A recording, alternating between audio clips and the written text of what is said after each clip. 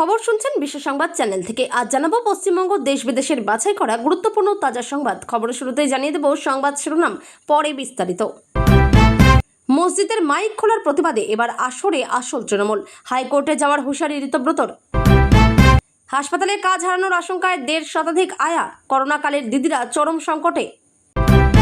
হাত থেকে কেড়ে নেওয়া হয়েছিল মাইক, নবান্নের আড্ডায় শুভেন্দুর মুখে পুরনো স্মৃতি, প্রশংসায় পঞ্চমুখ ফিরহাদ।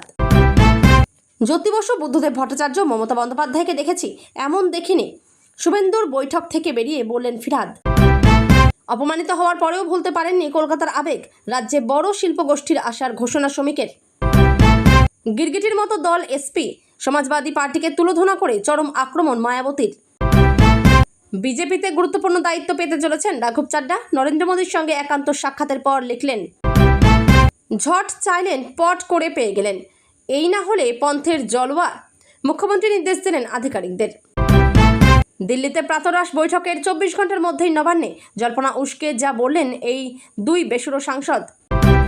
সকাল থেকেই মেঘলা আকাশ, চলছে বৃষ্টিও, দিনভর দুর্যোগ চলবে কোন কোন জেলায়, জানালো আবহাওয়া দপ্তর।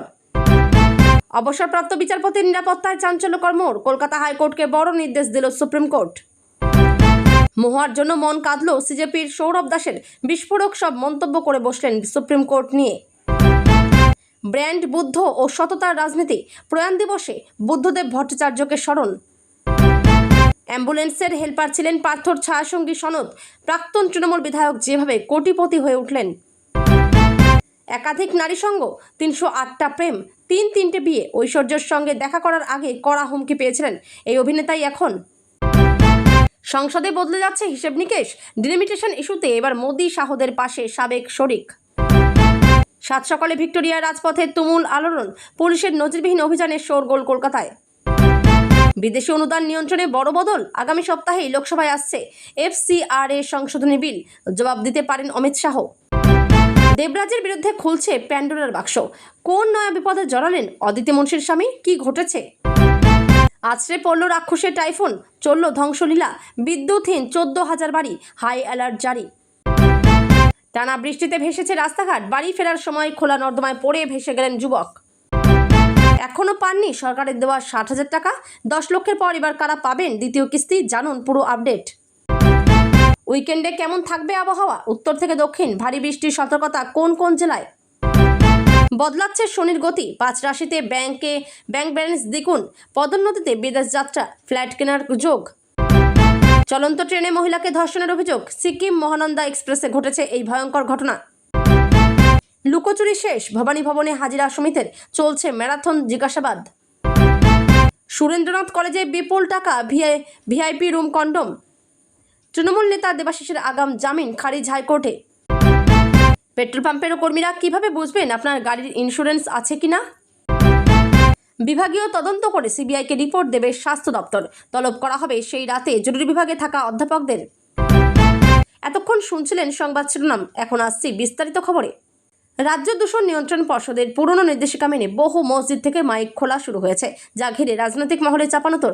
ধর্মকে টার্গেট করার অভিযোগ, সংখ্যালঘুদের জনপ্রতিনিধিদের একাংশ, শাহের দরবারেও গিয়েছে নালিশ। এবার মসজিদ থেকে মাইক খোলা প্রসঙ্গে বিতর্কের জল গড়াতে পারে আদালতেও, তেমনটাই হুঁশিয়ারি রাজ্যের বিরোধী দল নেতা ঋতব্রত বন্দ্যোপাধ্যায়।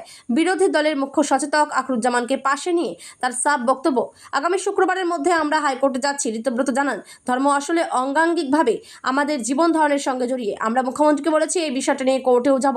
শুক্রবার বিধানসভায় মুখ্যমন্ত্রী শুভেন্দু অধিকারীর সঙ্গে আসল তৃণমূলের প্রায় 16 বিধায়ক বৈঠকে বসেন। সেই বৈঠক শেষে সাংবাদিকদের মুখোমুখি হয়ে মসজিদের মাইক খোলার বিষয়টি মুখ্যমন্ত্রীর সামনে তুলে ধরেছেন তারা। ঋতব্রত জানান, ধর্ম আসলে অঙ্গাঙ্গিকভাবে আমাদের জীবন ধারণের সঙ্গে জড়িয়ে। আমরা মুখ্যমন্ত্রীকে বলেছি এই বিষয়টা নিয়ে কোর্টেও যাব। আমাদের মধ্যে আইনজীবী বিপ্লব দা, অরূপ দা আছেন, তাদের সঙ্গে পরামর্শ নিয়ে আগামী সপ্তাহেই কোর্টে যাব। শব্দদূষণ রোধে সুপ্রিম কোর্টের বেঁধে দেওয়া আইন মেনেই মাইক বাজানোর সমস্যা কোথায়? বৃহস্পতিবারই স্বরাষ্ট্রমন্ত্রীর কাছে এই প্রশ্ন নিয়ে হাজির হয় বাংলার 3 NCPI সাংসদ। তাদের সাফ বক্তব্য ছিল, নির্দিষ্ট কোনো ধর্মকে যেন টার্গেট না করা হয়। যদি আইন হয় তাহলে সমস্ত ধর্মীয় প্রতিষ্ঠানের ক্ষেত্রে তা কার্যকর হোক। বৃহস্পতিবার দিল্লিতে শাহের বৈঠকে এ প্রসঙ্গে পদক্ষেপের আবেদন জানান NCPI-এর 3 সংখ্যালঘু সাংসদ আবু তাহের, খলিলুর রহমান, ইউসুফ পাঠানরা। ঠিক তার পরের দিনই এবার মসজিদ থেকে মাইক খোলা প্রসঙ্গে মুখ্যমন্ত্রীর দরবারে পৌঁছে গেল ঋতব্রতপন্থীরা। পাশাপাশি ডিলিমিটেশন প্রসঙ্গেও এদিন মুখ্যমন্ত্রীর সামনে তুলে ধরা হয় বলে জানান বিরোধী দলনেতা। সাংবাদিক বৈঠকে তার বক্তব্য, অনুপ্রবেশকারীদের প্রতি আমাদের কোনো সহানুভূতি নেই, তাদের বিরুদ্ধে আইনানুগ ব্যবস্থা নেওয়া হলে হোক, কিন্তু ধর্মের ভিত্তিতে দেশের নাগরিকদের ভাগ করা চলবে না। শুনানি খাতুনের মতো ঘটনা যাতে না ঘটে।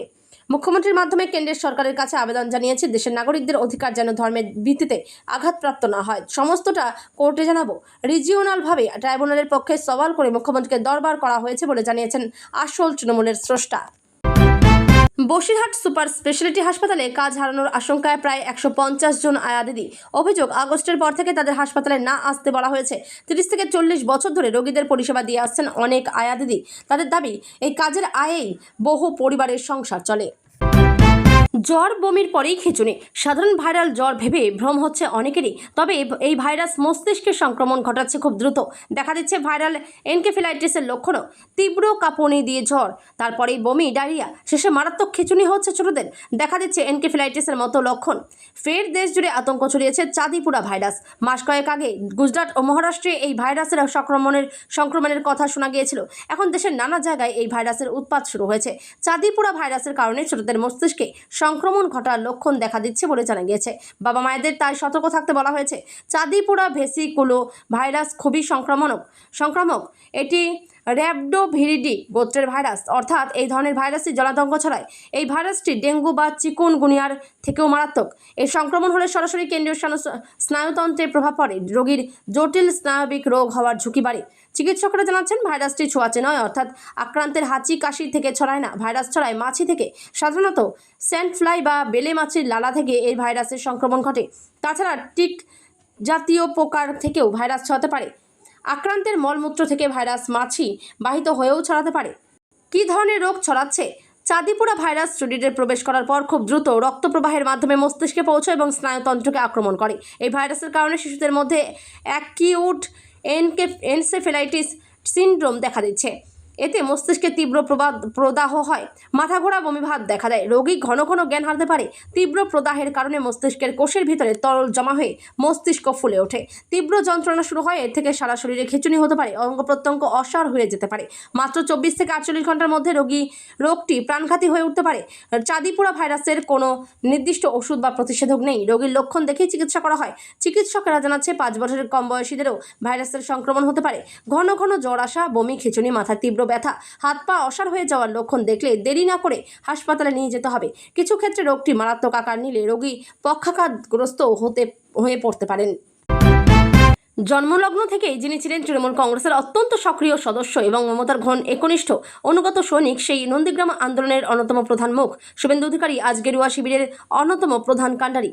2020 সালের ডিসেম্বরে তৃণমূল ছেড়ে বিজেপিতে যোগ দেওয়ার আগে শুভেন্দু সামলেছিলেন রাজ্যের পরিবহন, সেচ ও জলসম্পদ দপ্তরের মতো একাধিক গুরুত্বপূর্ণ মন্ত্রক। তবে সম্প্রতি নবান্নে বিরোধী দলনেতার নেতৃত্বে আসা 13 জন বিধায়কের সঙ্গে এক বিশেষ বৈঠকে মুখোমুখি হন তিনি। সেখানে উপস্থিত ছিলেন ফিরহাদ হাকিম ও অরূপ রায়ের মতো এককালের ঘনিষ্ঠ সহকর্মীরাও। বৈঠকের মূল বিষয়বস্তু প্রশাসনিক হলেও আবহ দ্রুতই রূপ নেয় আন্তরিক আড্ডায়। পুরনো সহকর্মীদের পেয়ে স্মৃতিচারণায় মগ্ন হয়ে পড়েন শুভেন্দু। প্রয়াত প্রবীণ নেতা সুব্রত মুখোপাধ্যায়ের কথা স্মরণ করে তিনি বলেন, একসময় মন্ত্রিসভার বৈঠকে কতটা খোলামেলা আলোচনা হতো। এই আড্ডার মাঝে শুভেন্দু তুলে ধরেন তার তৃণমূল ছাড়ার নেপথ্য কারণ। তিনি জানান, 2011 সালের 21শে জুলাইয়ের মঞ্চে বক্তব্য রাখার সময় হঠাৎই তার হাত থেকে মাইক কেড়ে নিয়ে অন্য একজনকে দেওয়া হয়। সেই মুহূর্তে তিনি বুঝে গিয়েছিলেন দলের ভেতরে পরিবেশ বদলে যাচ্ছে। এর পাশাপাশি দলে ভাইপো রাজ শুরু হওয়াকেও দলত্যাগের অন্যতম প্রধান কারণ হিসেবে তোপ দাগেন তিনি। রাজনৈতিক মত পার্থক্য ভুলে এই বৈঠকের পর বিধানসভায় ফিরহাদ হাকিম শুভেন্দুর ভূয়সী প্রশংসা করেন। আপ্যায়নেও কোনো ত্রুটি ছিল না। Fish roll, chicken spring roll, kalakand ও ব্ল্যাক কফিতে জমাটি অতিথি সেবা উপভোগ করেন বিধায়করা। নব তৃণমূলের সঙ্গে বৈঠকে বসেছিলেন আজ মুখ্যমন্ত্রী শুভেন্দু অধিকারী। আর সেই বৈঠক নিয়েই বড় মন্তব্য এবার প্রাক্তন মেয়রের মুখে। রাজ্যের মুখ্যমন্ত্রীর আন্তরিকতা দেখে এদিন যার পর নাই খুশি ছিলেন ফিরহাদ হাকিম। শুক্রবার নবান্নে বিরোধী দলের বিধায়কদের হয়ে বৈঠকে হাজির ছিলেন ফিরহাদ হাকিম। রাজ্যের প্রাক্তন মন্ত্রী ও কলকাতা পুরসভার প্রাক্তন মেয়রের এই বৈঠকে উপস্থিত ছিল তাৎপর্যপূর্ণ। প্রসঙ্গত, ফিরহাদ হাকিম ও শুভেন্দু অধিকারী একসময় একই রাজনৈতিক দলের সহকর্মী ছিলেন, পাশাপাশি দুইজনেই একই মন্ত্রিসভার সদস্য ছিলেন। এদিন ফিরহাদ হাকিম বলেন, জ্যোতি বসু, বুদ্ধদেব ভট্টাচার্য, মমতা বন্দ্যোপাধ্যায় 3 মুখ্যমন্ত্রী দেখেছি, শুভেন্দুর আন্তরিকতা বেশি এমনটা দেখিনি। শুনেছি বিধান রায় এইরকমই আন্তরিক ছিলেন। সূত্রের খবর, এদিনের বৈঠকে একসময় পুরনো সময়ের কথা আলোচনায় উঠে আসে। কেন দল ছাড়তে হয়েছিল, ক্ষণিকের জন্য সেই প্রসঙ্গ উঠেছিল। 2-1 বার আলোচনার মাঝে সুব্রত মুখোপাধ্যায়ের নাম উঠে আসে। বৈঠকে হাজির থাকা বৈঠকে উপস্থিত এক বিধায়ক জানান, রাজ্যের মুখ্যমন্ত্রীর কাছে এমন আন্তরিক ব্যবহার পেয়ে খুশি হয়েছি। এলাকা উন্নয়নের কাজে পুনরায় যোগাযোগ করতেও বলা হয়েছে। সূত্রের খবর, এর পাশাপাশি বিধায়করা অনেকেই তাদের এলাকার বিভিন্ন বিষয় নিয়ে কথা বলেছেন। শুক্রবার দুপুরে ঋতব্রতদের সঙ্গে নবান্নে প্রায় 1 ঘন্টা 40 মিনিট বৈঠক করেন শুভেন্দু অধিকারী। উপস্থিত ছিলেন বিরোধী দলনেতা ঋতব্রত বন্দ্যোপাধ্যায়, ফিরহাদ হাকিম, অরূপ রায়রা। সূত্রের খবর, এদিনের বৈঠকে দল ছাড়ার প্রসঙ্গ একবার উঠে আসে। মূলত এসআইআর নিয়ে আলোচনা প্রসঙ্গে বিধায়ক আখরুজ্জামান জানিয়েছেন, আমরাও চাই না অবৈধ ভোটার থাকুক, কিন্তু বৈধ ভোটার যেন বাদ না যায়, এই আর্জি জানিয়েছে। মুখ্যমন্ত্রী জানিয়েছেন 7 লক্ষ আবেদন করেছেন। আমরা বলেছি প্রায় 20 লক্ষ মানুষ বুঝে উঠতে পারেননি। আমরা এই 20 লক্ষ মানুষের জন্য হাইকোর্টে যাব। মুখ্যমন্ত্রী বলেছেন তার সদিচ্ছা আছে, মানবিক দিক থেকে বৈধ ভোটারদের ডাকা হবে। রাজ্যে আসছে বিড়লা গোষ্ঠী, জানিয়ে দিলেন রাজ্য বিজেপির সভাপতি শ্রমিক ভট্টাচার্য। এ প্রসঙ্গে তিনি বলেন, ভারতের বিভিন্ন প্রান্তে যারা বড় ব্যবসায়ী আছেন, যারা একসময় বাংলায় ছিলেন, যদি বিড়লার কথাই আমরা বলি, তাহলে সঙ্গে কলকাতার যে যোগাযোগ, সেই আবেগটা তারা এতটা অপমানিত হওয়ার পরেও ভুলতে পারেননি। এই রাজ্যটাকে তারা নিজেদের রাজ্য বলে মনে করেন, তারাও আসছেন। তার সংযোজন, আমরা অনাবাসী ভারতীয়দের কাছেও আবেদন জানিয়েছি যে আপনারা দেশে আসুন। আমাদের বার্তা দেওয়ার আগেই তারা উৎসাহ নিয়ে আমাদের কাছে আসছেন। যারা চলে গিয়েছিলেন, ইউরোপের একটা চিকিৎসকদের দল, যারা নিজেরা বিনিয়োগ করছেন এখানে হাসপাতাল তৈরি করার জন্য, তারা এসেছেন। এর মধ্যে ইন্দোনেশিয়ার একটি কোম্পানি যোগাযোগ করেছে, অটোমোবাইল ইন্ডাস্ট্রিতে তারা বিনিয়োগ করার জন্য আসছে। রাজ্যে পালাবদলের পর বিজেপির সরকার প্রতিষ্ঠিত হয়েছে। রাজ্যে প্রথমবার সরকার গঠনের পর প্রথম থেকেই শিল্পের দিকে নজর দিয়েছে গেরুয়া শিবির। মুখ্যমন্ত্রী শুভেন্দু অধিকারী এ বিষয়ে সক্রিয়তা দেখেছেন। একই সঙ্গে বারবার রাজ্যে অর্থনৈতিক হাল ফেরাতে কর্মসংস্থানের লক্ষ্যে শিল্পায়নের গুরুত্বের কথা তুলে ধরেছেন রাজ্য বিজেপির সভাপতি। রাজ্যে পালাবদলের পরপরই শিল্প নিয়ে বড় বার্তা দিয়েছিলেন তিনি জানিয়েছিলেন, টাটা ফিরবেই, ফেরানোর দায়িত্ব বিজেপির। পশ্চিমবঙ্গে ভারী শিল্প নিয়ে আসাই লক্ষ্য বিজেপির। সিঙ্গুরের জমির চরিত্র বদল হয়ে গেছে, সিঙ্গুরের জুয়েলারি হাব তৈরি হবে।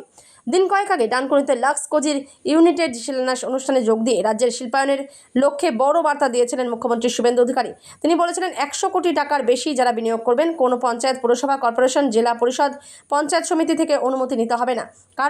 এর কারণ উল্লেখ করতে গিয়ে তিনি বলেন, যত গণ্ডগোল ওইখানে, যত দাদাগিরি ওইখানে, যত হেনস্থা ওইখানে, যারা 100 কোটি টাকার বেশি বিনিয়োগ করবেন তাদের সেন্ট্রালি সিঙ্গেল উইন্ডো সিস্টেমে WBITDC, environment department, land department আপনাদের এনওসি লাইসেন্স দেবে। আপনারা এখানে বিনিয়োগ করুন। তিনি আরও বলেছিলেন, এই সরকার ত্রিস্তরীয় এমপ্লয়মেন্ট দিতে চায়। আগামী কয়েক মাসের মধ্যে 1 লক্ষ সরকারি চাকরি হবে মেধা অনুযায়ী।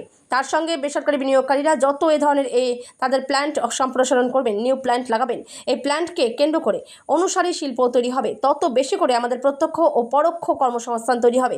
অনেক ছেলেমেয়েরা চায় লিমিটেড আয়ের চাকরি করব না, ব্যবসা করব, পরিশ্রম করব, লোন নেব, লোন শোধ করব, তার মাধ্যমে অনেক টাকা রোজগার করব। তাই আমাদের সরকার গ্যারান্টার থাকবে, অল্প সুদের লোন আমরা দিয়ে এই রাজ্যে শুধু লাখপতি দিদি নয়, লক্ষ লক্ষ গুড বিজনেসম্যান তৈরি করার পরিকল্পনা নিয়েছি।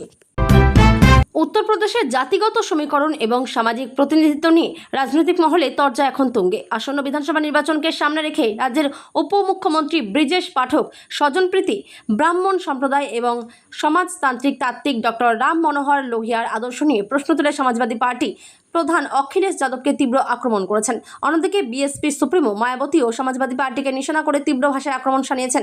উভয় নেতার মন্তব্যই মূলত এসপির বর্তমান সামাজিক ও রাজনৈতিক কৌশলের ওপর কড়া আঘাত এনেছে। অখিলেশ যাদবকে ব্রিজেশ পাঠকের কড়া বার্তা।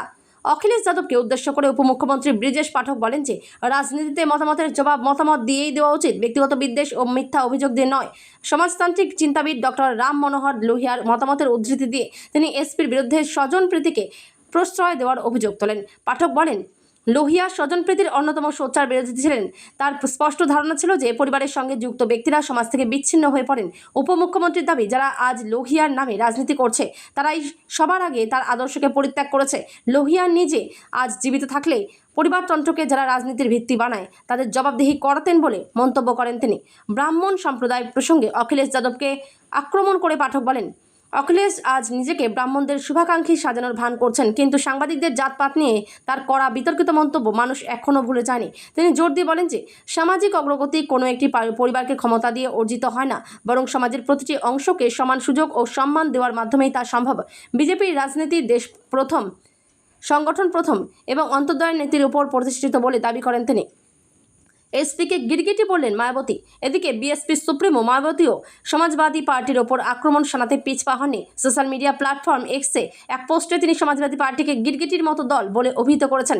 তিনি জানান, বহুজন সমাজ পার্টি একটি সমাজমুখী আম্বেদকরবাদী দল যা সর্বজন হিতায় সর্বজন সুখায় নীতি অনুসরণ করে। উত্তরপ্রদেশে বিএসপি সরকারগুলোও এই আদর্শের নীতিতেই পরিচালিত হয়েছিল বলে দাবি করেন তিনি। বছর ঘুরলেই পাঞ্জাবে বিধানসভা নির্বাচন। তার আগে প্রধানমন্ত্রী নরেন্দ্র মোদীর সঙ্গে একান্ত সাক্ষাৎ। রাজনৈতিক ভবিষ্যৎ নিয়ে জল্পনা আরও উস্কে দিলেন সাংসদ রাঘব চাড্ডা। আম আদমি পার্টি ছেড়ে বিজেপিতে আগেই যোগ দিয়েছেন রাঘব। পাঞ্জাব বিধানসভা নির্বাচনে বিজেপি তাকে গুরুত্বপূর্ণ দায়িত্ব দিতে পারে বলে জল্পনা শুরু হয়েছে। ঠিক কী দায়িত্ব পেতে পারেন রাঘব তা এখনও পরিষ্কার নয়। তবে মোদীর সঙ্গে সাক্ষাতের পর ইঙ্গিতপূর্ণ পোস্ট করেছেন তিনি। মোদীর সঙ্গে একান্ত সাক্ষাৎ রাঘবের। শনিবার সকালে মোদীর সঙ্গে একান্ত সাক্ষাৎ হয় রাঘবের। সোশ্যাল মিডিয়ায় নিজেই সাক্ষাতের ছবি পোস্ট করেন তিনি। একটি ছবিতে মোদীর হাতে ভগবান গণেশের মূর্তি তুলে দিতে দেখা গিয়েছে তাকে। অন্য একটি ছবিতে মুখোমুখি বৈঠকে বসে রয়েছেন তারা। ছবি পোস্ট করে রাঘব লেখেন, এই সকাল আমার স্মৃতিতে অম্লান হয়ে থাকবে। প্রধানমন্ত্রী নরেন্দ্র মোদীর সঙ্গে সাক্ষাতের সৌভাগ্য হলো। ওর সঙ্গে বিশদ এবং সমৃদ্ধশালী আলোচনা হয়েছে। উনি যে সময় গিয়েছেন তা ওর অন্তর্দৃষ্টি এবং পথ নির্দেশে সমৃদ্ধ হওয়ার সুযোগ পেলাম। আমি অত্যন্ত কৃতজ্ঞ। পাঞ্জাবে বড় দায়িত্ব পেতে চলেছেন কি রাঘব? মোদীর সঙ্গে রাঘবের এই সাক্ষাৎ এবং তার পোস্ট ঘিরে জল্পনা বেড়েইছে স্বভাবতই। কারণ আর কয়েক মাস পরই পাঞ্জাবে বিধানসভা নির্বাচন। একদিন আগেই মোদীর সঙ্গে দেখা করেন শিরোমণি অকালি দলের প্রধান সুখবীর সিংহ বাদল। 2020 সালে বিতর্কিত কৃষি বিলের জেরে এনডিএর সঙ্গ ত্যাগ করেছিল তারা। বিরোধীদের INDIA শিবিরেও যোগ দেয়নি। পাঞ্জাব বিধানসভা নির্বাচনের আগে বিজেপির সঙ্গে তারা পুরনো সম্পর্ক ঝালিয়ে নিচ্ছে কিনা তা নিয়েও কাটাছেঁড়া চলছে। তবে পাঞ্জাব বিধানসভা নির্বাচনে রাঘবকে গুরুত্বপূর্ণ ভূমিকা দেখা যেতে পারে বলে এই মুহূর্তের জল্পনা তুঙ্গে। একদা অরবিন্দ কেজরিওয়ালের ঘনিষ্ঠ বলে পরিচিত ছিলেন তিনি। আম আদমি পার্টিতে তাকে কেজরিওয়ালের উত্তরসূরি হিসেবেও দেখতেন রাজনৈতিক বিশ্লেষকদের একাংশ। এমনকি পাঞ্জাবের মুখ্যমন্ত্রী পদের দাবিদার হিসেবেও উঠে এসেছিল তার নাম। সেই রাঘব চলতি বছরের গোড়ায় আম আদমি পার্টির বিরুদ্ধে বিদ্রোহ করেন। 6 সাংসদকে নিয়ে যোগ দেন বিজেপিতে। সেই থেকেই পাঞ্জাবে তিনি বিজেপির হয়ে গুরুত্বপূর্ণ ভূমিকা পালন করতে পারেন বলে শোনা যাচ্ছিল। আম আদমি পার্টি ছাড়ার পর বিজেপিকে পাঞ্জাবে জয় এনে দিতে পারবেন রাঘব। সব ঠিক থাকলে 2027 সালের ফেব্রুয়ারি মাসে পাঞ্জাবে বিধানসভা নির্বাচন। এখন থেকেই তার প্রস্তুতি শুরু করে দিয়েছে বিজেপি। রাজ্যসভায় পাঞ্জাবের হয়েই প্রতিনিধিত্ব করেন রাঘব। জলন্ধরে তার শিকড়। ফলে বিধানসভা নির্বাচনের আগে সেখানে তাকে বিজেপি এগিয়ে দিতে পারে বলে শোনা যাচ্ছে। তবে পর্যবেক্ষকদের দায়িত্বে তাকে দেখা যাবে নাকি তাকে মুখ করে পাঞ্জাব বিধানসভা নির্বাচনে ঝাঁপিয়ে পড়বে বিজেপি তা এখনও স্পষ্ট নয়। রাঘব নির্দিষ্টভাবে কিছু খোলসা করেননি এখনও পর্যন্ত।